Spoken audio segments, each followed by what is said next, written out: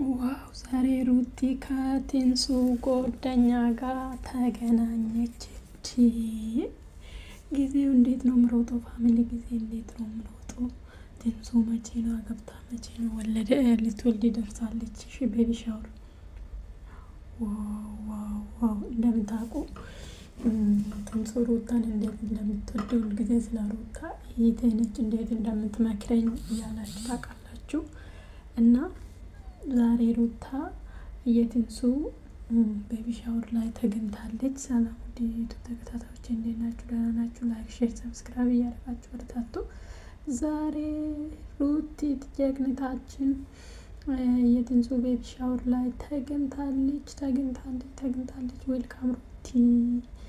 እና እኔ የምለው ትንሱ መቼ ነው ሽምግልና ተላከ? አመት ሞላ እንደ ቀኑ ይሮጣል። ኤረደስ ቀኑ በጉድ ነው የሚሮጠው። እና ልትወልድ ደርሳለች።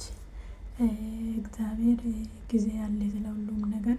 ከዛ ህይወት ተነስታ ከዛ ይሄው ለወግ ማዕረግ ለትዳርም በቅታ ልጅ ልትወልድ ነው። እግዚአብሔር ጊዜ አለ ስለሁሉም ነገር። በር የሚከፍት ጊዜ አለ፣ መንገድ የሚያዘጋጅ ጊዜ አለ፣ ራሱ ጊዜ አለ እግዚአብሔር የሚያደርግልን ማለት ነው። እኛ ግን የሰው ልጆች እንቸኩላለን፣ በጣም እንቸኩላለን። ለምን አሁን አይደረግልንም እንላለን ሁላችንም ማለት ነው። አሁን ነው የምንፈልግ፣ በቃ ፍላጎታችን ብዙ ነው የሰው ልጅ ስለሆነ ማለት ነው። ግን እግዚአብሔር ራሱ ጊዜ አለ። እቺ ልጅ ወደ ከአብርሃም ቻናል ጋር ስትመጣ ምን አይነት ህይወት እንዳሳለፈች ከዛ በፊት እንዳወራችሁ ታውቃላችሁ። በጣም ጎበዝ ተማሪ እንደሆነች እያወራች ታውቃላችሁ። ግን ዩቱበር ሆና ዛሬ ትዳርም እዛ ልጅ ለወግ ማዕረግ እግዚአብሔር ደግሞ አይኗን በአይን ሊያሳየት ደርሷል።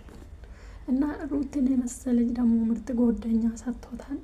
ሩቲ በጣም መካሪ እንደሆነች ከራሷ በላይ የሰው ህይወት እንዲስተካከል እንዴት እንደምትፈልግ ሁልጊዜ ትንሱ ትናገራለች። እና ሩቲ መልካም ሴት ነች። እኛ ስንለው በምክንያት አይደለም። ምክንያቱም የበሰለ ቤተሰብ መሀል ነው አደገችው። የበሰለ አነጋገራችሁ ራሱ እንደ ቦምብ የሚጠቃ ቤተሰብ መሀል ነው ተወልዳ አደገችው። ስለዚህ አሁን ሚዲያ ላይ ለእንጀራ ብላ የምታደርገው ነገር በዛ ነው አታክ እያደረግን ያለት እንጂ በጣም ምርጥ ሴት እንደሆነች ብዙ ሰው መስክሮለታል ሩቲን ማለት ነው። እና ዛሬ የትንሱ ቤቢ ሻወር ላይ ተገኝታለች።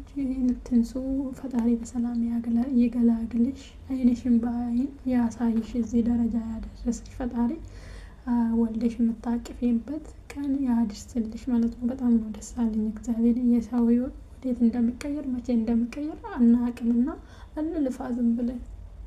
ፈጣሪ ጊዜ ያለ የራሱ ጊዜ